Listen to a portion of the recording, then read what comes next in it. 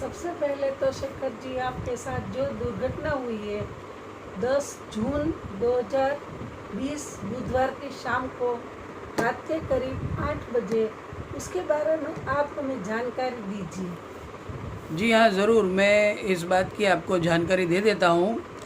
मेरा नाम शेखर गोरडिया है। मैं ई विंग 203 नंबर में Om Shri Kartikeya complex CHS limited near Nityanand Nagar Mira road east में रहता हूँ और मैं इस फ्लैट में कम से कम 13-14 साल से रहता हूँ। और मेरा मोबाइल नंबर आप नोट डाउन कर लीजिए। मेरा मोबाइल नंबर है 7208315424। दूसरा नंबर है 9004025777। ठीक है। और मेरा ईमेल एड्रेस है shekhargoradia@gmail.com shekhargoradia@gmail.com। ठीक है। अब ये जो मैं आपको ये जानकारी दे रहा हूँ कि जो मेरे साथ दुर्घटना घटित हुई है 10 जून 2020 को शाम को करीब 7:45 से 8:30 बजे के बीच में। ठीक है। तो वो दिन बुधवार का दिन था और मेरा वर्क फ्रॉम होम का शिफ्ट चल रहा था सुबह 9 AM to 6 PM का। ठीक है। मैं फर्स्ट सोर्स लिमिटेड में काम करता हूं और फ़िलहाल मेरा वर्क फ्रॉम होम शुरू है ये कोरोना वायरस कोविड-19 के लॉकडाउन के चलते। तो घटना ये हुई थी कि मेरी शिफ्ट ख़त्म होने के बाद मैं फ़्रेश होने के लिए हमारे सोसाइटी के गार्डन में शाम को करीब 7:45 बजे से लेकर 7:45 बजे मैं वॉकिंग करने के लिए गया था। तो वहाँ पे मेरे साथ मैंने देखा कि मेरे चाचा भी मेरे साथ वहाँ पे वॉकिंग करने आ रहे हैं और हम लोग गार्डन में वहाँ पे पहुँच गए। तो और बाद में वहाँ पे चाचा ने वहाँ पे खड़े 3 कमेटी मेंबर के साथ बातचीत किया कि जो के हैं मिस्टर जयाराम दलवी जो कि ई विंग 103 नंबर में रहते हैं, मिस्टर जयंती भाई पटेल जो कि ई विंग 201 नंबर में रहते हैं और मिस्टर विलास गवस जो कि बी विंग में रहते हैं, बी विंग 302 नंबर में रहते हैं। ठीक है। ये तीनों जन से थोड़ी बातचीत की। फिर बाद में मेरे चाचा वहाँ से चले गए और उसके बाद मुझे तुरंत उन लोगों ने कहा कि आप तो होम क्वारंटाइन में रहने चाहिए, आप यहाँ पे क्या कर रहे हो। मैंने बोला मैं अपने घर में रहता हूँ, मैं कहीं बाहर से नहीं आया हूँ और बिना किसी कारण के मैं होम क्वारंटाइन में क्यों रहूँ। आपको अगर मुझसे कुछ भी प्रॉब्लम है तो आप पुलिस स्टेशन में बात कर सकते हैं या शिकायत दर्ज करा सकते हैं, लेकिन मेरा तो कोई कारण ही नहीं है कि मैं होम क्वारंटाइन में रहूँ। एक बात मैं आपको बताना चाहता हूँ कि मेरी मम्मी 6 मार्च 2020 को मेरे छोटे भाई के घर कांदीवली वेस्ट में गई थी। तो वो 3 महीना लॉकडाउन के चलते वो वहाँ से कांदीवली वेस्ट से मीरा रोड में आ नहीं पा रही थी, वो वहाँ पे अटक गई थी। तो मेरी मम्मी 6 जून 2020 को मीरा रोड में हमारे घर में कार्तिकेय कॉम्प्लेक्स ई विंग 203 नंबर में आई। सोसाइटी में एंट्री लेने से पहले हमने बाकायदा सोसाइटी के रूल्स फॉलो किए। सोसाइटी को हमने पेंकरपाड़ा आरोग्य केंद्र का हमने मेडिकल फिटनेस सर्टिफिकेट उनको दे दिया, हमारे चेयरमैन साहब को मिस्टर कुमार जुमानी को। और हमने प्राइवेट हॉस्पिटल का सर्टिफिकेट मेडिकल फिटनेस सर्टिफिकेट जो कि जय अम्बे हॉस्पिटल में से भी लेकर चेयरमैन साहब को दे दिया था, जो कि रॉयल पार्क के सामने है जय अम्बे हॉस्पिटल। ठीक है। तो उसके बाद मेरी मम्मी हमारे घर में आ गई ई विंग 203 नंबर में। मम्मी को ये कहा गया था कि आपको 14 दिन होम क्वारंटाइन में रहना है। मम्मी मेडिकली फिट थी, फिर भी उनको 14 दिन होम क्वारंटाइन में रहने के लिए कोई आपत्ति नहीं थी। उन्होंने एग्री किया था कि भाई वैसे भी मंदिर बंद है बाहर और बाहर निकलना मुनासिब भी नहीं है, कोरोना का संक्रमण कभी भी लग सकता है। तो मम्मी ने एग्री कर दिया। लेकिन मम्मी सीनियर सिटीज़न है, हम 2 जन साथ में रहते हैं और खाने की चीज़ वस्तु लाने के लिए, दूध वगैरह लाने के लिए मुझे बाहर जाना पड़ता है। तो दूसरे दिन 7 तारीख को हमारे सोसाइटी के सेक्रेटरी मुझे मिलते हैं शाम को, और मुझे ये कहते हैं कि आपको भी होम क्वारंटाइन रहना पड़ेगा आपकी मम्मी के साथ। तो मैंने कहा कि भाई किस कारण से मैं होम क्वारंटाइन रहूँ। उसके बाद ज़्यादा चर्चा न करते हुए मैंने उनको बता दिया कि खाने पीने की चीज़ वस्तु लाने के लिए मुझे बाहर जाना पड़ेगा, बाकी तो वैसे मेरा 9 to 6 का शिफ्ट चल ही रहा है, तो मैं वैसे भी घर में ही हूँ जी। और बाद में 10 तारीख को ये घटना घटित हुई थी। तो ये तीनों जन ने मुझे शाम को करीब 8 बजे मारना शुरू किया, करीब 8 बजे के आसपास, और मैं कैसे भी करके बचते बचाते हमारे बालकनी में जो सीसीटीवी कैमरा लगे हुए हैं उसकी रेंज में पहुंच गया, और मैंने इन तीनों को चेतावनी दे दी कि आप मुझे हाथ मत लगाइए, आप मुझे मारिए मत, क्योंकि आपकी हरकतें सीसीटीवी कैमरा के फुटेज में कैद हो रही है। तो उन्होंने मुझे मारना बंद किया फॉर द टाइम बीइंग, और उन्होंने लेडीज़ को मुझे मारने के लिए फॉरवर्ड किया, आगे किया मुझे मारने के लिए, जहाँ पे मिसिस अनीता हटांकर ने ई विंग 103 नंबर वाली मिसिस ज्योत्सना दलवी को इशारा करते हुए नीचे बुलाया, और आवाज़ें इतनी आ रही थी कि पूरे ई विंग में पूरी सोसाइटी में भगदड़ मच गई थी कि ये क्या हो रहा है। तो ये आवाज़ सुन के हमारे पड़ोसी में रहती हैं जो मिसिस मनीषा बेन पटेल, वो भी नीचे आ गई। फिर ये दोनों ने, मिसिस ज्योत्सना बेन दलवी और मनीषा बेन पटेल ने मुझे मारना शुरू किया, और मैं साइड में, लेफ्ट हैंड साइड में जो कवर कर रही है वो मिसिस अनीता हटांकर है, जो कि हमारे सोसाइटी की लेडीज़ कमेटी मेंबर है, वो एक लीडिंग कमेटी मेंबर है। उन्होंने जो शाम को वॉकिंग करने के लिए जाती है कुछ लेडीज़, और वहाँ पे डी विंग में जो चेयर में सब लेडीज़ लोग बैठती हैं, उन लोग को भी कहा कि चलो चलो इसको मारने चलते हैं, और ऐसा करके उन लोग को भी उकसाने की कोशिश की थी। लेकिन मेरा तो किसी लेडीज़ के साथ कोई प्रॉब्लम नहीं है, या फिर मैं किसी लेडीज़ के साथ बिना किसी काम के बातचीत नहीं करता हूँ, क्योंकि बिना काम के क्या बात करना। और बाद में जैसे ही ये 3 लेडीज़ मुझे अटैक कर रही थी, मैंने उनको बताया कि सीसीटीवी फुटेज में आपका वीडियो आ रहा है, तो आप मुझे मारना बंद करिए। और बीच बीच में उसी दौरान मिस्टर जयराम दलवी मुझे मार के चले जा रहे थे, तो मैंने उसका प्रतिकार करते हुए मैं उनको मारने के लिए उनके पास उनके समक्ष भागा।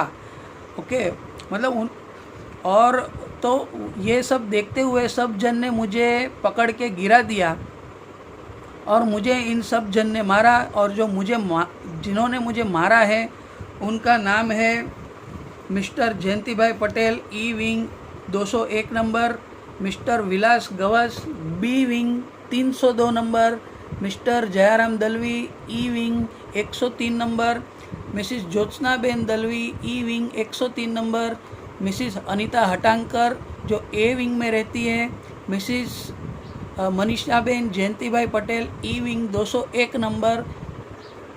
तो इन और मिस्टर अनिल रैना जो कि सेक्रेटरी है सोसाइटी के, जो सी विंग 004 नंबर में रहते हैं, और मिस्टर संतोष शेट्टी जो कि ए विंग 201 नंबर में रहते हैं। इन सभी जन ने मुझे मारा है, और आवाज़ें इतनी आ रही थी कि मेरी मम्मी ने बालकनी में हमारे घर की बालकनी में झांक के देखा, तो उनको पता चला कि मेरा बेटा मार खा रहा है। तो वो हड़बड़ी में हमारे घर का दरवाज़ा खुला रख के नीचे मुझे बचाने के लिए आई, और मम्मी ने इन सब जन से मुझे बचाया।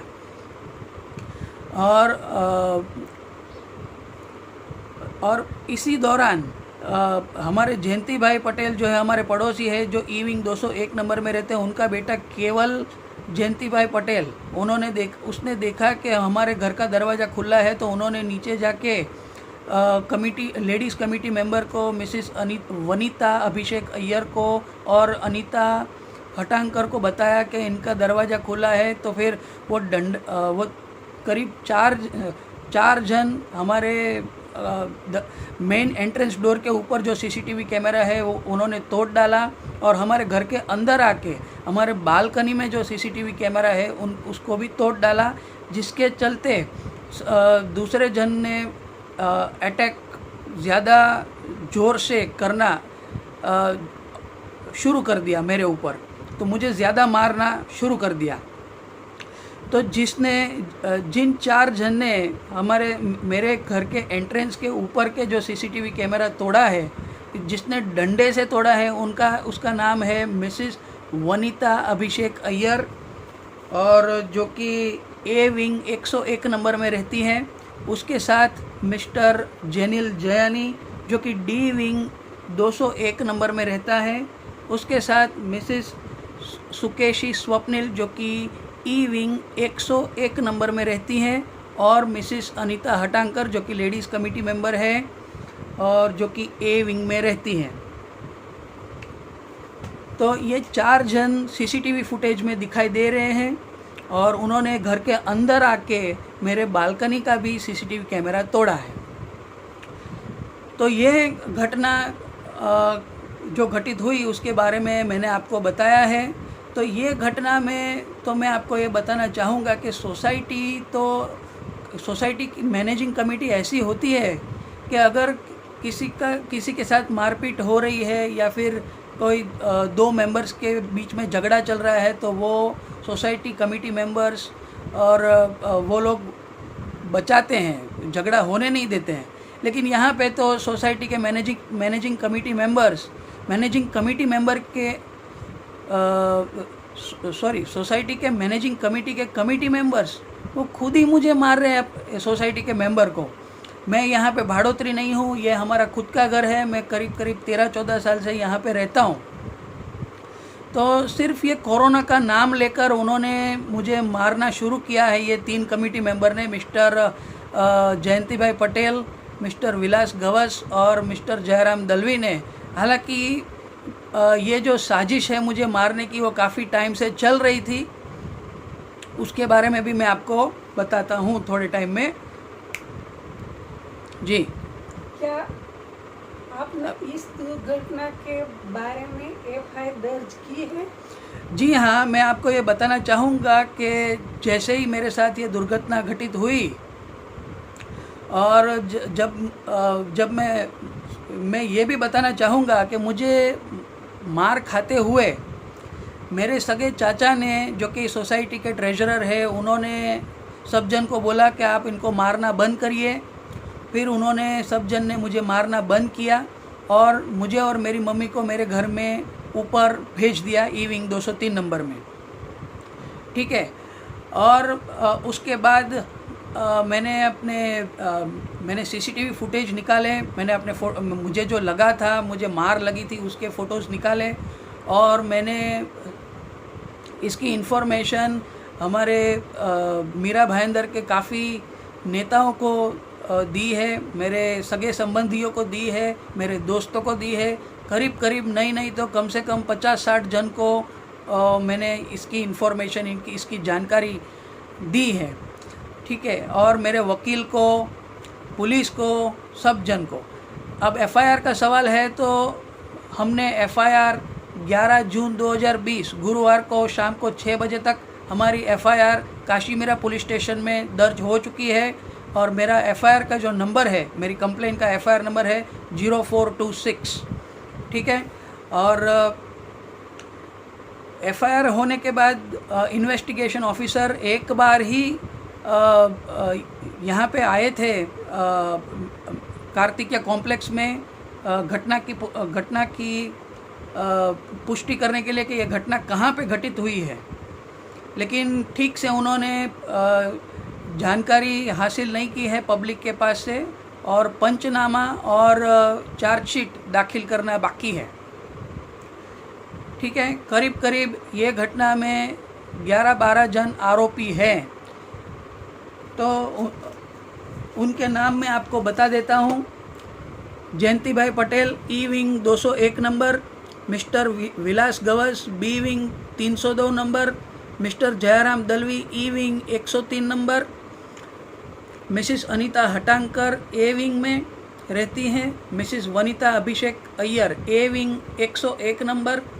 Mrs Manishaben Jayantibhai Patel E wing 201 number. Mrs Sukeshi Swapnil E wing 101 number.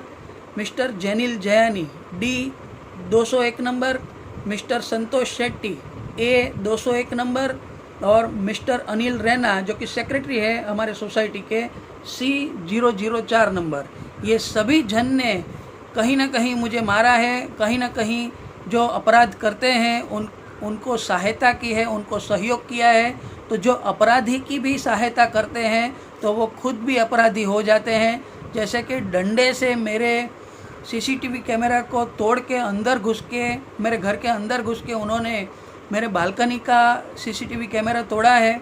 ये चारों जन सीसीटीवी कैमरा तोड़ने के टाइम पे दिख रहे हैं। तो जो अपराध करता है और जो इनको सहायता और सहयोग देता है वो भी अपराधी माने जाएंगे। ठीक है, अब आप तीसरा क्वेश्चन पूछ सकती हैं। क्या आपने इसके बारे में किसी को बताया है? जी हाँ, इस दुर्घटना के बारे में मैंने काफ़ी सारे जन को बताया है।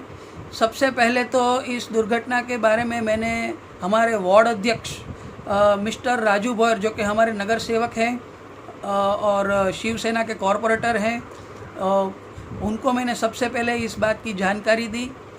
मेरी मम्मी को कांदीवली से हमारे घर में मीरा रोड में कार्तिकेय कॉम्प्लेक्स में लाने के लिए भी उन्होंने काफ़ी सहायता की थी। उन्होंने कहा था कि आप जय अम्बे हॉस्पिटल में से आपको मेडिकल फिटनेस सर्टिफिकेट मिल जाएगा, आप वहाँ पे जाइए।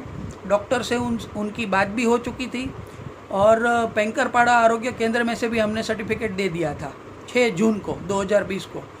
तो राजू भोयर साहब को तो हमारे कार्तिकेय कॉम्प्लेक्स के वासियों सब जन जानते हैं।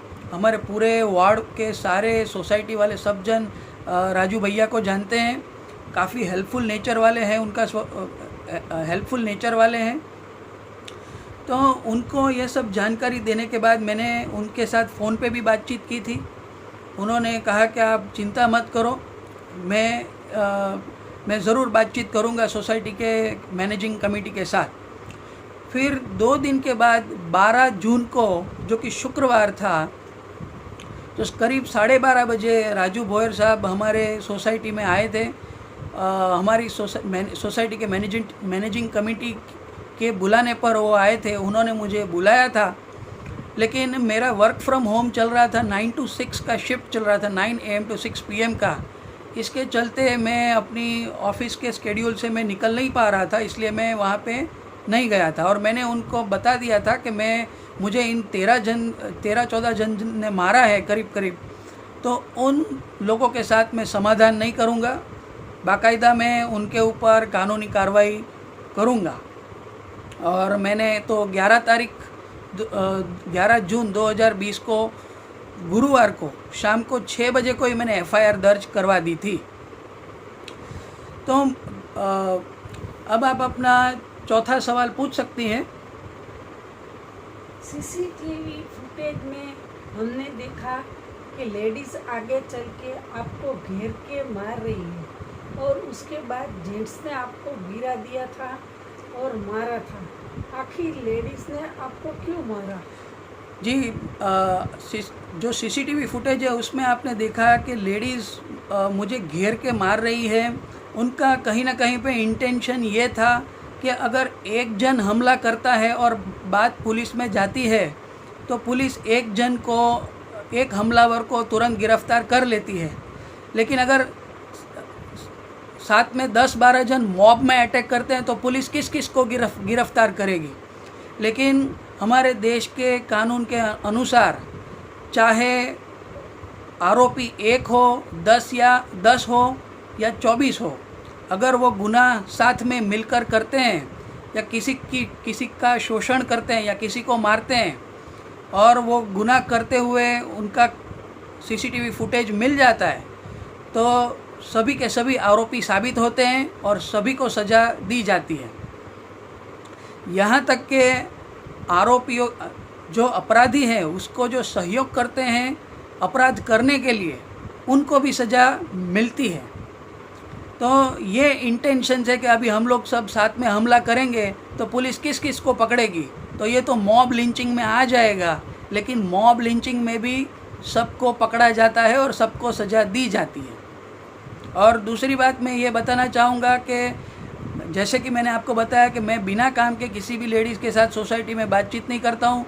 मैं तो अपने खुद के काम में इतना बिज़ी रहता हूँ कि मुझे तो टाइम ही नहीं मिलता किसी के साथ बातचीत करने का। और मैं आपको एक बात बताना चाहता हूँ कि जब से ये लॉकडाउन शुरू हुआ है 23 मार्च 2020 से, तब से हमारे ई विंग में लेडीज़ लोग शाम को 5 बजे से करीब 7:30-8 बजे तक सीढ़ियों के ऊपर बैठ के बातचीत करती थी और गप्पे मारती थी। तो जिसकी आवाज़ मेरे घर के अंदर आ रही थी मेरा दरवाज़ा बंद होने के बावजूद, तो इसके चलते मैंने कंप्लेन किया मिस्टर अनिल रैना को कि भाई ये लोग रोज़ बैठते हैं और उनकी आवाज़ मेरे घर के अंदर आती है, तो बहुत दिक्कत हो रही है। It is a disturbance to the member of the society. मुझे बहुत डिस्टर्ब हो रहा था, हमारे फैमिली मेम्बर को भी, तो मतलब डिस्टर्बेंस तो हो ही रहा था। तो उन्होंने कहा कि मैं इन लोग को बता दूंगा, मैं इनको जानकारी बता देता हूं कि ऐसा ना करें, अपने अपने घर पे रहें। वैसे भी कोविड-19 के चलते, कोरोना वायरस के चलते आप लोग साथ में समूह में बैठ के गप्पे नहीं मार सकते, आपको सोशल डिस्टेंसिंग मेंटेन करना पड़ता है। कोरोना वायरस सेक्शन अंडर 188 और 269 के तहत आप लोग को कोरोना का कायदा कानून फॉलो करना पड़ता है, जिसमें आपको मास्क पहनना पड़ता है, सोशल डिस्टेंसिंग मेंटेन करना पड़ता है और हैंड सैनिटाइज करना पड़ता है, ठीक है। लेकिन ये टाइम पे तो जस्ट लॉकडाउन शुरू हुआ था और ये सब लेडीज़ लोग सीढ़ियों के ऊपर बैठ के आवाज़ कर रही थी। फिर बाद में 1-2 दिन ऐसा होता है कि चलो मूड आ गया, हम लोग बैठते हैं, बातचीत करते हैं, तो चलता है। रोज़ ये टॉलरेट जनरली कोई पब्लिक, कोई मेंबर करता नहीं है। और अगर मैं सामने से उनको बोलने के लिए जाता हूँ तो मुझे ये भी बोल सकते हैं वो लोग कि ये सीढ़ियाँ तुम्हारे बाप की नहीं है, तो हमको जो ठीक लगेगा हम करेंगे, तुमसे जो होता है वो कर लो। इससे बेटर है कि मैं सोसाइटी के मैनेजिंग कमेटी को बताऊं और सेक्रेटरी को बताऊं कि यहाँ पे क्या चल रहा है, मेरी दिक्कत जो हो रही है, मुझे जो दिक्कत हो रही है उनके बारे में मैंने उनको बताया। उसके बाद उन्होंने कोई एक्शन नहीं लिया। फिर बाद में मैंने 6 अप्रैल 2020 को शाम को मैंने काशीमीरा पुलिस स्टेशन में फ़ोन किया और यह घटना के बारे में बताया कि यहाँ पे लेडीज़ सब जन शाम को 5 से करीब 7:30-8 बजे तक बैठ के गप्पे मारती हैं और उनकी आवाज़ मेरे घर में आ रही है। तो 2 पुलिस आई थी हमारे सोसाइटी में, करीब शाम को 7:30 बजे आई थी, जिसका रिकॉर्डिंग मेरे पास है और मैं प्रूव कर सकता हूँ कि मैंने फ़ोन किया था और ये बातचीत करी थी, ठीक है। और तो ये घटना को लेकर के लेडीज़ को मेरे ऊपर थोड़ा बैर की भावना जाग गई कि भाई, क्योंकि उनका चैन मैंने छीन लिया और उन्होंने कहीं ना कहीं पे मुझे मारने के बारे में उसी टाइम पे सोच लिया था, ठीक है। तो ये एक घटना है। बाकी तो लेडीज़ के साथ मैं कभी बातचीत करता ही नहीं हूँ जनरली, बिना किसी काम के क्या बात करना। अच्छा, एक और आप क्या सवाल पूछना चाहते हैं? आपके पड़ोसी के साथ क्या प्रॉब्लम है? जी, हमारे पड़ोसी के बारे में मैं आपको जानकारी दे देता हूँ। मेरे पड़ोसी ई विंग 201 नंबर में रहते हैं, जिनका नाम है मिस्टर जयंती भाई पटेल और मिसिस मनीषा बेन पटेल और उनके 2 बच्चे। ये टोटल 4 जन का परिवार है और वो ई विंग 201 नंबर में रहते हैं। तो ये 24 घंटे में से 10 घंटा अपना मेन एंट्रेंस डोर खुला रखते हैं। तो और जो भी उनके घर पे बातचीत करने के लिए आता है, जैसे कि फॉर एग्ज़ाम्पल हमारे ऊपर 3रे माले में मिसेस शिल्पा बेन जानी उनकी दोस्त है, तो वो उनसे बात करने आती है, तो दरवाजे के बाहर खड़े रह के बातचीत करती हैं, जिसके चलते उनकी आवाज़ जो है मेरे घर के अंदर आती है, मेरा दरवाज़ा बंद होने के बावजूद। तो इसके बारे में मैंने हमारे सेक्रेटरी मिस्टर अनिल रैना को जानकारी दी थी, एक रिटर्न एप्लीकेशन दिया था और मैंने एक ईमेल से भी कंप्लेन दिया था कि भाई इनको आप दरवाज़ा बंद करने के लिए बोल दीजिए, क्योंकि कोरोना वायरस के चलते इन्फेक्शन किसी को भी लग सकता है और वॉइस पॉल्यूशन तो हो ही रहा है। सोसाइटी के जनरल रूल्स के हिसाब से आप अपना दरवाज़ा खुला रख के किसी को डिस्टर्ब करते हैं तो ये अलाउड नहीं है। तो ये बात चल रही थी, तो जिसके चलते मैंने जो ईमेल भेजा कंप्लेन करते हुए वो 14 अप्रैल को भेजा था और 17 अप्रैल को मैंने रिटर्न एप्लीकेशन हाथ से लिख के दिया था हमारे सेक्रेटरी को। तो 18 अप्रैल को मीटिंग हुई थी हमारे सोसाइटी के गार्डन में और करीब 13 जन थे, जिसमें हमारे सोसाइटी के चेयरमैन मिस्टर कुमार जुमानी, हमारे ट्रेजरर मिस्टर मनोज भाई गोरडिया, हमारे सेक्रेटरी मिस्टर अनिल रैना और बाकी कमेटी मेंबर सब जन को मिला करके करीब 13 जन थे। मुझे उन्होंने कहा कि हम आपको मौका देते हैं बात करने का, कि आपको क्या कहना है आपने जो कंप्लेन दिया है उसके बारे में। जैसे ही मैंने ये कंप्लेन के बारे में बात करना शुरू किया तो उसी समय मिसिस मनीषाबेन पटेल खड़ी हो गई और मुझे धक्का मारना शुरू कर दिया और सबके सामने उसने मेरा हाथ बड़े कस के पकड़ लिया और उनका इंटेंशन था मुझे सबके सामने मारना। और अगर ये मनीषाबेन ने हाथ उठाया तो अगर मैं काउंटर हाथ उठाता हूँ तो तुमने लेडीज़ के ऊपर हाथ क्यों उठाया, ऐसा बोल के भाई बन के कि भाई इन सबको मुझे मारने का इरादा था, ऐसा मुझे लगा। उसके बाद मैं तुरंत वहाँ से निकल गया क्योंकि मैं वहाँ पे अकेला था, मेरे बचाव में कोई नहीं था और मुझे लगा कि अभी यहाँ पे मेरा रहना मुनासिब नहीं है और इसलिए मैं निकल गया था वहाँ से। और मैं आपको ये बताता हूँ कि मैंने जो कंप्लेन दी थी उसमें ई विंग 202 नंबर में जो भाड़ोत्री रहते हैं उसका भी जिक्र किया था कि मिसेस मनीषाबेन पटेल और जयंती भाई पटेल अपना दरवाज़ा खुला रखते हैं, तो उसका देखते हुए ये लोग भी अपना दरवाज़ा खुला रखने लगे हैं और उनके घर से भी आवाज़ें आ रही हैं, उनका वॉल्यूम आ रहा है मेरे घर के अंदर। और साथ में इन दोनों का देखते हुए 101 ई विंग 101 नंबर जो कि मिसिस सुकेशी स्वप्निल और वहाँ पे रहती है, जो कि भाड़ोत्री के तौर पे रहती है, और उनके बाजू में ई विंग 102 नंबर वाले वो लोग भी अपना दरवाज़ा खुला रखने लगे हैं और अपना टेप रिकॉर्डर बजाते हैं और गाना सुनते हैं और अपना दरवाज़ा खुला रख के गाना सुनते हैं और उसका वॉल्यूम बाहर आता है। तो ऐसा कभी हुआ नहीं था, लेकिन इनके कारण ये सब भी ऐसा करने लगे हैं। और जयंती भाई तो सोसाइटी के कमेटी मेंबर हैं, तो जब कमेटी मेंबर ही डिस्टरबेंस दे रहे हैं पब्लिक को मुझे, तो फिर दूसरे लोग भी उनके साथ मुझे डिस्टर्ब करना शुरू कर दिया था। और तो ये बात मुझे बतानी है आपको। अब आप दूसरा सवाल पूछिए। ये सीसीटीवी कैमरे का क्या मुद्दा है? सीसीटीवी कैमरा का मुद्दा बहुत ही इम्पोर्टेंट मुद्दा है। मैं आपको ये बताना चाहूँगा कि करीब 13-14 साल से जब से हम लोग यहाँ पे रहने के लिए आए, तब से हमारे घर में जो न्यूज़पेपर्स आते हैं मॉर्निंग में, तो वो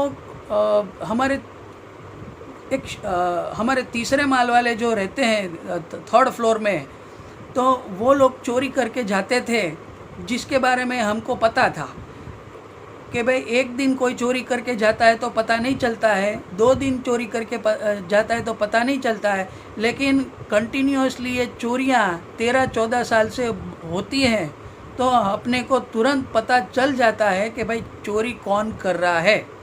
जिसके चलते मैंने सोसाइटी के कमेटी मेंबर्स, सोसाइटी में चेयरमैन को रिटर्न एप्लीकेशन कई बार दिया है, एक कंप्लेन करते हुए कि मिसेस शिल्पा बेन जानी और मिस्टर केतन भाई जानी दोनों हमारा न्यूज़पेपर ले लेते हैं। और मैंने अपने वकील से नोटिस भी भिजवाया था, क्योंकि पानी नाक के ऊपर चला गया था और कितनी बार बोलने के बावजूद भी वो लोग ये काम कर रहे थे।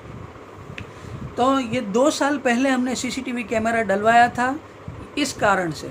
और दूसरा कारण ये था कि भाई मैं जो अपने पार्किंग एरिया में स्कूटर रखता हूँ, तो वो स्कूटर में से पब्लिक का हवा निकाल के जाती है, पंचर करके जाती है, सीट फाड़ के जाती है वो सब कर रही थी। तो एक कैमरा हमने अपने बालकनी में लगाया, दूसरा हमने हमारे घर के मेन एंट्रेंस डोर के ऊपर लगाया था, जो कि हमने CCTV installation laws of India के कानून के तहत लगाया था, जहाँ पे किसी भी मेंबर सीसीटीवी कैमरा का फोकस किसी भी प्राइवेट प्रॉपर्टी के किचन में या फिर बेडरूम में या फिर चेंजिंग रूम में फोकस ना हो, किसी भी प्राइवेट प्रॉपर्टी में जिसका फोकस ना हो, जो कि जनरल आनी जानी पब्लिक होती है, वहाँ पे ही उसका फोकस रहे। इस बात का ध्यान रखते हुए हमने ये सीसीटीवी कैमरा लगाया था। उसके बाद 9 सितंबर 2019 को एक डस्टबिन टेकर, मतलब जो सफाई कर्मचारी जो डस्टबिन में अपना डस्ट लेके जाता है, उसने हमारा पेपर चुराया और वो सीसीटीवी कैमरा में आ गया था। तो ये घटना भी घटित हुई थी, ये मैं आपको जानकारी दे रहा हूँ। दूसरी बात ये कि 6 महीने पहले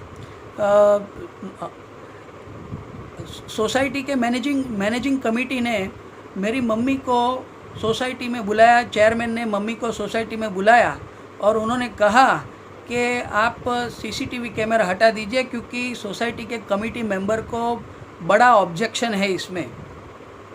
अब ये सीसीटीवी कैमरा हमने अपने खर्चे से लगाए हैं, अपनी पर्सनल सिक्योरिटी के लिए लगाए हैं, तो और इसका मेंटेनेंस हम भर रहे हैं, उसका इलेक्ट्रिसिटी बिल हम भर रहे हैं, और तो फिर हम लोग ये सीसीटीवी कैमरा क्यों हटाए, उसका क्या कारण है, जिसके चलते सोसाइटी के मैनेजिंग कमेटी ने एक नोटिस भेजा था। ये नोटिस ये मेंशन किया गया था कि 10 दिन में आप अपना सीसीटीवी कैमरा हटाइए, जिसमें ये मेंशन नहीं किया गया था कि क्यों हटाना है, क्या कारण से हटाना है। फिर मैंने अपने वकील की सहायता से उनको नोटिस भेजी और उनको ये नोटिस में लिख के कहा था कि आप मेरे क्लाइंट को इतना परेशान क्यों करते हैं, इतना टॉर्चर क्यों करते हैं, उनकी पर्सनल लाइफ में आप इंटरफियर क्यों करते हैं। सीसीटीवी कैमरा उन्होंने अपनी पर्सनल सिक्योरिटी के लिए लगाया है और उनका मोटिव कोई दूसरा नहीं है, और अगर आप परेशान करेंगे तो आपके ऊपर लीगल एक्शन ली जाएगी।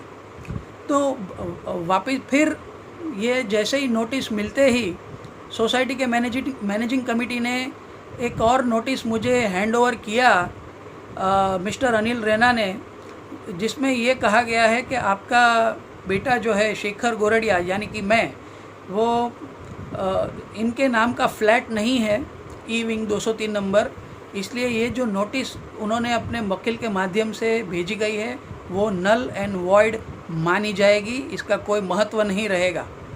फिर बाद में मैंने मिस्टर अंसारी जो कि वकील है, नोटरी पब्लिक है, उनके पास जाके हमने एक पावर ऑफ अटॉर्नी बनवाया और हमने सोसाइटी में सबमिट किया है चेयरमैन, सेक्रेटरी और ट्रेजरर को, जिसमें मेरी मम्मी सीनियर सिटीजन है, वो मुझे हक दे रही है सोसाइटी की एनुअल जनरल मीटिंग अटेंड करने के लिए, और सोसाइटी में जो भी मैटर्स होती हैं, जो भी कार्यक्रम रहते हैं, पूरी जानकारी के लिए, पूरी देखरेख का मेरे घर की कोई भी मैटर होती है उसमें मैं हैंडल कर सकूं, वैसा मुझे पावर ऑफ अटॉर्नी दिया गया है। तो ये पावर ऑफ अटॉर्नी मैंने सबमिट करी है सोसाइटी में। तो मैंने ये भी लिखा है, फिर उसके बाद मैंने एक नोटिस हमारे सेक्रेटरी को भेजी थी, मिस्टर अनिल रैना को, सी विंग 004 नंबर में रहते हैं। 23 दिसंबर 2019 को सोमवार के दिन मैंने नोटिस भेजी उनको कि The reason to install personal CCTV cameras is that I don't want to get dependent on the society, and hence I have installed CCTV cameras by myself. Society committee members raising an issue asking me to remove the CCTV cameras from my private premises. It gives a very clear idea that society managing committee wants to make a plan a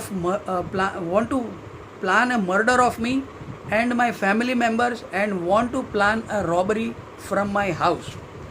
Let me tell you very clearly that you are trying to remove my personal security from my own private premises, for which any kind of above instances happens like murder or robbery. I can have a strong proof with me to show to the police. On the basis of that, I can fight in the court as well. You have very clearly mentioned in the notice that society committee has taken strong objection on this camera and can't give you permission for this. So you are requested to uninstall this camera on urgent basis, and society committee has given 10 days time period. अब society committee includes Mr. Vilas Gawas, Anita हटांकर, Jayantibhai Patel, जसूभाई Patel, Jairam Dalvi, Manojbhai गोरडिया treasurer, of course you Mr. Anil Rena, the secretary of our society, the chairman Mr. Kumar Jumani. The above members of the committee were formed from July 2019 annual general meeting held on 28 July 2019 Sunday at 10:30 am. अब all the members will be investigated by the police and will definitely held responsible because they only have objection for my personal CCTV cameras and they are only asking me to remove from my own personal house. Please specify the exact reason due to which society is having such strong objection towards my personal camera which is installed in my private premises. Can you please inform me by which bylaws of Society Act authorizes Society Managing Committee members to direct society members what to do and what not in their private premises? This point has been discussed several times with us verbally as well. This is causing harassment to us. Specify the bylaw authorizing committee to send such notice. Without mentioning proper reason for your objection and without specifying the bylaws details, this would compel us to take legal action towards society committee for causing constant harassment to us. If the society tried to forcibly remove the cameras from my private premises, then a critical crime would be notified to the police and will have to bear a legal action against you. If society shows the legal approval notice from the court of law to remove the cameras, then we will definitely remove it. तो ये मैंने notice में लिख के भेजा था क्योंकि उनका ऑब्जेक्शन था सीसीटीवी कैमराज निकालने के लिए, और जिसके चलते उनको तो ये कैमरा निकालना ही था क्योंकि उनको मुझे मारना था काफ़ी समय से, और उनको 10 जून 2020 को मौका मिल गया मुझे मारने के लिए। और लेडीज़ कमेटी मेंबर ने हमारे दरवाजे के एंट्रेंस डोर के ऊपर का सीसीटीवी कैमरा डंडे से तोड़ डाला और हमारे घर के अंदर आके हमारे बालकनी का भी जो कैमरा लगा हुआ था सीसीटीवी कैमरा वो भी तोड़ डाला। तो और हमारे घर के अंदर काफ़ी कीमती सामान चोरी हुए हैं, कुछ पैसे भी नहीं मिल रहे हैं, करीब 4 लाख रुपए गायब है हमारे घर के अंदर से जो चोरी हुए हैं। और हमारा तो वो सोसाइटी के कमेटी मेंबर्स को और मैनेजिंग कमेटी को वो ये खामियाजा हमको पूरा करके देना होगा। और हमारे जो सीसीटीवी कैमरास तोड़े हैं उसकी भी भरपाई आपको देनी होगी।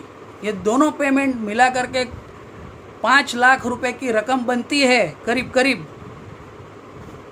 तो इसकी पुष्टि आपको मेरे वकील दे देंगे कि आपको कितना पेमेंट करना है। ये मैंने अंदाज से आपको बताया है, तो आपको उसकी पुष्टि मेरे वकील कर देंगे। मेरे ख्याल से सोसाइटी हमारे सीसीटीवी कैमराज की अंदाज से रकम 25 हज़ार के आसपास है, तो उतना आपको पे करना होगा। मेरी घड़ी भी तोड़ डाली है इन लोगों ने मारने के टाइम पे। मेरी रिस्ट वॉच उसका भी 1000 रुपीज़ बनता है, तो वो भी उनको देना पड़ेगा सोसाइटी मैनेजिंग कमेटी को। ठीक है, और अगला सवाल पूछिए आप हमारे न्यूज़ चैनल के माध्यम से मीरा भाईंदर वासियों को पुलिस को, प्रशासन को और कार्तिकेय कॉम्प्लेक्स के वासियों को क्या मैसेज देना चाहते हो? जी हाँ, आपके चैनल के माध्यम से मैं पुलिस को, प्रशासन को, मीरा भाईंदर वासियों को और कार्तिकेय कॉम्प्लेक्स के वासियों को कुछ मैसेज देना चाहता हूँ। मैं बताता हूँ, एक मिनट।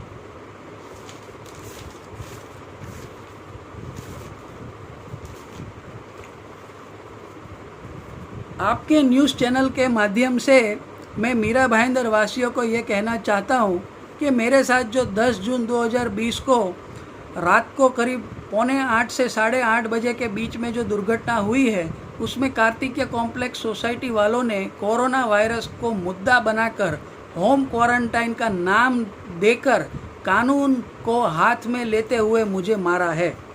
अगर आपको कुछ भी प्रॉब्लम है मुझसे तो आप पुलिस को इन्फॉर्म कर सकते हैं और मेरी शिकायत दर्ज करवा सकते हैं। क्या आपको ये लगता है कि सोसाइटी के कमेटी मेंबर ने कानून हाथ में लेकर मुझे मार के ये काम सही किया है? ये ऑब्वियसली ये काम गलत हुआ है। आप भी अपने सोसाइटी के मेंबर को कोरोना वायरस बीमारी को लेकर उनको हानि ना पहुंचाए, क्योंकि कभी कोई हड़बड़ी में मास्क पहनना भूल जाता है या सोशल डिस्टेंसिंग करना भूल जाता है, तो आप उनको ध्यान रखने के लिए इन्फॉर्म कर सकते हैं, लेकिन उसे मार नहीं सकते। मैं अपने इन्वेस्टिगेशन ऑफिसर को और काशीमीरा पुलिस स्टेशन के इंचार्ज एसपी श्री संजय दत्त हजारे को ये कहना चाहता हूँ कि अंडर सेक्शन 143, 147, 149, 323, 427 और 452 के तहत आरोपियों के ऊपर ट्रेस पासिंग का गुना बनता है, जिसके चलते आरोपियों को तुरंत अरेस्ट करना चाहिए। लेकिन मेरे साथ ये दुर्घटना 10 जून 2020 को बुधवार के दिन शाम को करीब 7:45 को हुई है, तो आज 1 महीने के ऊपर हो गया है।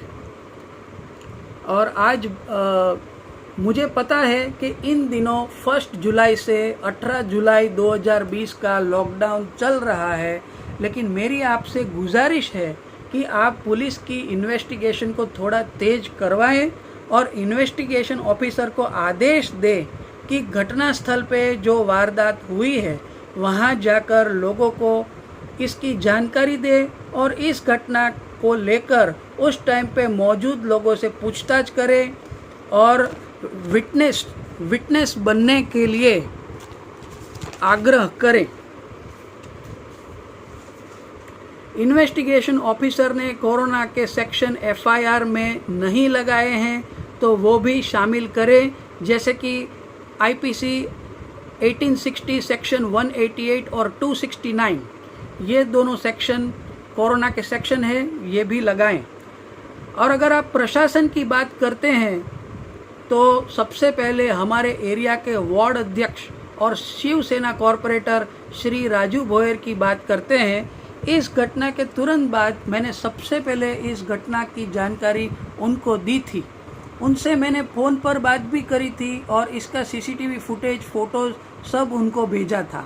इसकी पुष्टि करने के लिए सोसाइटी की मैनेजिंग कमेटी ने उनको 12 जून 2020 शुक्रवार के दिन दोपहर को करीब 12:30 बजे बुलाया था और वो हमारे कॉम्प्लेक्स में आए थे। उन्होंने मुझे मैनेजिंग कमेटी से बात करने के लिए बुलाया था, लेकिन मैं नहीं जा पाया क्योंकि मेरा वर्क फ्रॉम होम का जॉब चालू था, तो मैं नहीं जा पाया था। राजू भोयर साहब को पूरे मीरा भाईंदर की जनता एक अच्छे प्रैक्टिकल अनुभवी नगर सेवक के रूप में सालों से जानती है। पब्लिक उनके कार्यों की सराहना करती है। जैसे लॉकडाउन में उन्होंने हमारे सोसाइटी में बहुत सहयोग दिया है, जैसे कि 100 रुपये में लोगों को वेजिटेबल पहुंचाना, सैनिटाइज़र पहुंचाना, इम्यूनिटी बूस्टर जैसी मेडिसिन फ्री में उपलब्ध करवाना, सोसाइटी के मेंबर को बाहर से सोसाइटी के अंदर एंट्री मिले इसके लिए प्राइवेट तथा गवर्नमेंट हॉस्पिटल से टेस्टिंग करवा के जल्द से जल्द मेडिकल फिटनेस सर्टिफिकेट मिले वैसी सहायता करवाना, मैं ये नहीं मानता कि कार्तिकेय कॉम्प्लेक्स की सोसाइटी के वोट मिले इसलिए वो इस मामले में सोसाइटी का साथ देंगे, क्योंकि राजू साहब को तो लोग इतने सालों से जानते हैं और उनको ही मोस्टली वोट देते हैं। लेकिन जहाँ तक लॉ एंड ऑर्डर का सवाल है, अगर उनको पता चलता है कहीं पे किसी व्यक्ति को अनएथिकली और अनरीजनेबली अत्याचार हुआ है और मारा पीटा गया है, तो वो जांच पड़ताल के मामले में और कॉपरेशन देने में पीछे नहीं हटेंगे। मैं उनसे आपकी चैनल के माध्यम से ये कहना चाहूँगा कि इस मामले में मैनेजिंग कमेटी को, सोसाइटी की मैनेजिंग कमेटी को इस घटना की जांच पड़ताल को लेकर मुझे और पुलिस को सहयोग करने के लिए कहें। और राजू बोयर साहब से मैं ये मांग करता हूँ कि इस घटना का सीसीटीवी फुटेज देखकर उनको तो ये पता चल ही गया होगा कि कार्तिकेय कॉम्प्लेक्स के जो इस घटना के आरोपी कमेटी मेंबर्स के ऊपर कोई भरोसा नहीं किया जा सकता और कोई बिल्कुल भरोसा करना उचित नहीं है। तो आप इन सभी कमेटी मेंबर्स से और सोसाइटी मैनेजिंग कमेटी को रेजिग्नेशन देने की बात करें।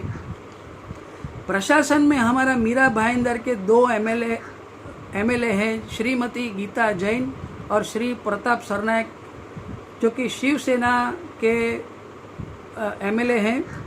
और इनको मैं इस मॉब अटैक की जानकारी देना चाहता हूं। और मुझे ये पता चला है कि श्रीमती गीता जैन और उनके घर के 4 सदस्य जो कि कोरोना पॉजिटिव पाए गए हैं, उनके स्वास्थ्य के लिए भगवान से प्रार्थना करता हूँ और ये कामना करता हूँ कि वो जल्द से जल्द ठीक हो जाए और भगवान उनको मीरा भाईंदर शहरवासियों की सेवा करने की शक्ति प्रदान करें। मैं deputy registrar of cooperative housing society Ramnagar development corporation, Shanti Garden, Mira road East को दुर्घटना की पूरी जानकारी देते हुए, जैसे कि एफआईआर कॉपी, सीसीटीवी फुटेज की सीडी और फोटोग्राफ्स, मैं ओम श्री कार्तिकेय कॉम्प्लेक्स के विरोध में कंप्लेन दर्ज करता हूं और हमारी पूरी कार्तिकेय कॉम्प्लेक्स सोसाइटी की मैनेजिंग कमेटी को डिसॉल्व करने की मांग करता हूं।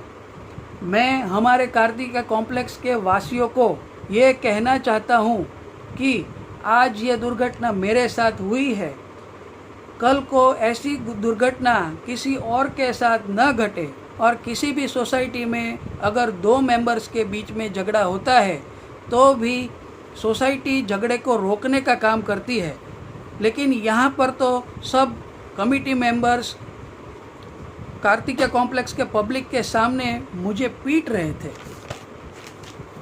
अगर आपके दिल में ज़रा सी भी मानवता की भावना है और आपको ये दिल से ये फीलिंग होती है कि सोसाइटी के कमेटी मेंबर को कानून हाथ में नहीं लेना चाहिए था, और अगर आप मुझे सपोर्ट करना चाहते हैं तो आप आगे आइए और मेरे वकील को इस घटना की जानकारी देकर, आरोपियों के नाम देकर और विटनेस बनकर निश्चित तौर पे आप साक्षी बने और आपकी आइडेंटिटी गोपनीय रखी जाएगी।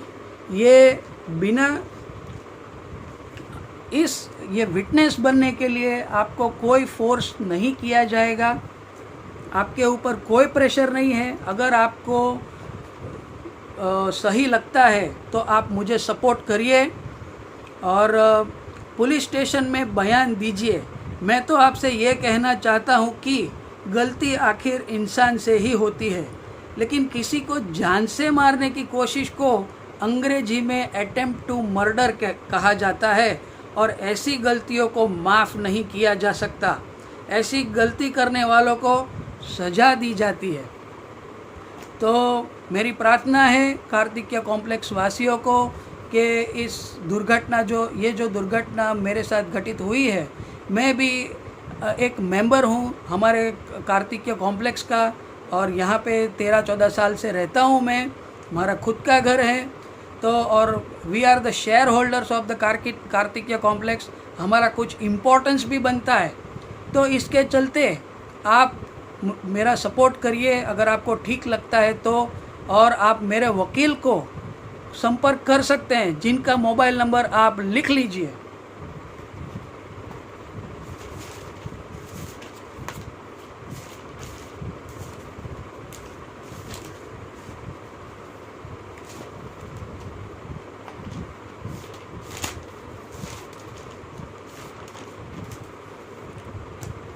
एक मिनट।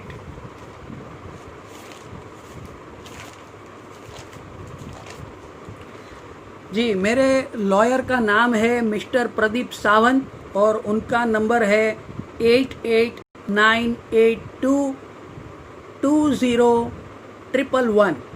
वापस रिपीट करता हूँ, 8898220111। उनका ऑफिस सेक्टर 7 में आया हुआ है, हारमनी के बगल में है, मीरा रोड ईस्ट में। और आप अगर आप मुझे सपोर्ट करके विटनेस बनना चाहते हैं मेरे सपोर्ट में, तो आप मेरे इन्वेस्टिगेशन ऑफिसर को भी जानकारी दे सकते हैं, उनको फ़ोन कर सकते हैं। मिस्टर महेंद्र भामरे करके उनका नाम है, काशीमीरा पुलिस स्टेशन में बैठते हैं और उनका मोबाइल नंबर है 9403701035। I repeat 9403701035। मेरी मम्मी का इमरजेंसी में आप मेरी मम्मी को भी, ठीक है, मेरी मम्मी का नंबर मैं नहीं देता हूँ, वो मना कर रही हैं, ठीक है। और कोई सवाल पूछना चाहते हैं तो आप पूछ सकते हैं। आपको क्या लगता है इस हादसे के पीछे किसका हाथ है? क्या आप ये कहना चाहते हैं कि किसी ने आपको मार खिलवाया है या कोई साजिश की है? जी ज़रूर, मैं ये कहना चाहूँगा कि इस हादसे के पीछे मुझे शक है कि इसमें मेरे सगे चाचा मिस्टर मनोज भाई गोरडिया का हाथ है, जो कि ट्रेजरर है हमारे सोसाइटी के। ये मुझे शक है, शक के बिना पे मैं बोल रहा हूँ, मैं पूरी भरोसे के साथ मैं नहीं बोल रहा हूँ। मैं शक के बिना पे उनका नाम इसलिए ले रहा हूँ क्योंकि मेरे पास एक रिकॉर्डिंग आई है जिसके अंदर सोसाइटी के एक कमेटी मेंबर ने या फिर एक मेंबर ने मुझे बताया हुआ है कि आपके फैमिली झगड़े को लेकर के, फैमिली मैटर को लेकर के आपके सगे चाचा सोसाइटी की कमेटी मेंबर को आपके विरोध में भड़काते हैं, आपकी इमेज को डैमेज कर रहे हैं और आप उन लोग को आपके विरुद्ध उकसाते हैं और वो खुद पिक्चर में नहीं आते हैं और उन लोग को प्रेरित करते हैं मुझे परेशान करने के लिए। तो उसी के चलते ये घटना घटित हुई है, ऐसा मेरा मानना है, मुझे शक है। और मैं तो बाद में उन्होंने, लेकिन मैं ये भी कहना चाहूँगा कि जब मैं मार खा रहा था तब वो ही बचाने आए थे, लेकिन ज़रूरी नहीं है कि भाई वो बचाने आते हैं तो वो मार नहीं खिलवा सकते। इसीलिए उनका रवैया मैं भी देखता हूँ हमारे कॉम्प्लेक्स में। और फैमिली मैटर को चलते काफ़ी ज़माना हो गया, हम लोग अलग हो गए फाइनेंशियली, और कभी मैं उनके घर भी बहुत रेयर केस में मैं जाता हूँ। ज़्यादा करके हमारा तो कोई लेना देना ही नहीं है किसी भी मैटर में, चाहे वो सोशल गैदरिंग हो, सोशल मैटर हो, फैमिली मैटर हो, किसी या कोई कॉमर्शियल मैटर हो, कोई किसी बात में हमारा विवाद नहीं है, कोई हमारा मिलाप होता ही नहीं है। लेकिन फिर भी इंफॉर्मेशन के हिसाब से मेरे पास एक एविडेंस है, एक रिकॉर्डिंग है जिसमें ये कहा गया है कि आपके चाचा सोसाइटी के कमेटी मेंबर्स को आपके विरोध में भड़काते हैं। तो इसके चलते वो ये घटना घटित हुई है। मेरे चाचा के कान भरते हैं दोस्त, ये हमारे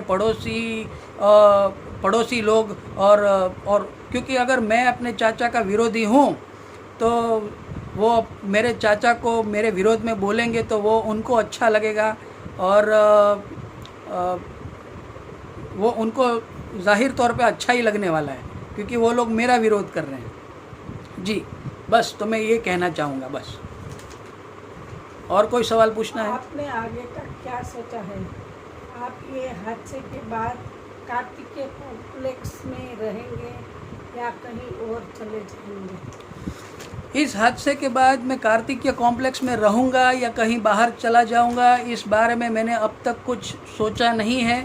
लॉकडाउन का पीरियड चल रहा है, कोरोना वायरस का संक्रमण काफ़ी तेज़ी पे है, और अगर मैं ये घर छोड़ के कहीं बाहर चला जाता हूँ और ये घर बेच देता हूँ मैं, तो एक गलत मैसेज प्रशासन को, पुलिस को, मीरा भाईंदर वासियों को और हमारे सोसाइटी के मेंबर्स को चला जाता है कि आपको के एक मेंबर को सोसाइटी के कमेटी मेंबर्स ने मारा और मजबूरन उसको अपना घर छोड़ना पड़ा। तो ये मैसेज सबको जाएगा, तो मेरे ख्याल से एक सही मैसेज नहीं जा रहा है। और दूसरी बात, अगर आप मुझे पर्सनली पूछे तो इस मामले में मैंने ज़्यादा कुछ सोचा नहीं है। अगर मेरे घर के सही दाम आते हैं तो मैं ज़रूर ये घर छोड़ के चला जाऊंगा, लेकिन फ़िलहाल कुछ मैंने सोचा नहीं है इस बारे में। ज़ाहिर तौर पे कि अपने दुश्मनों के साथ रहना और अपने फैमिली के साथ रहना एक थ्रेट जैसा है। अपनी सिक्योरिटी को दाव पे लगाना कोई नहीं चाहेगा, इसलिए मोस्टली फ्यूचर में ज़्यादा करके मैं यहाँ पे नहीं रहना चाहूँगा। धन्यवाद, थैंक यू सो मच मेरी बात सुनने के लिए। आप मानसिक आप प्लीज़ मेरा सपोर्ट करिए। बहुत बहुत धन्यवाद। जय हिंद, जय भारत।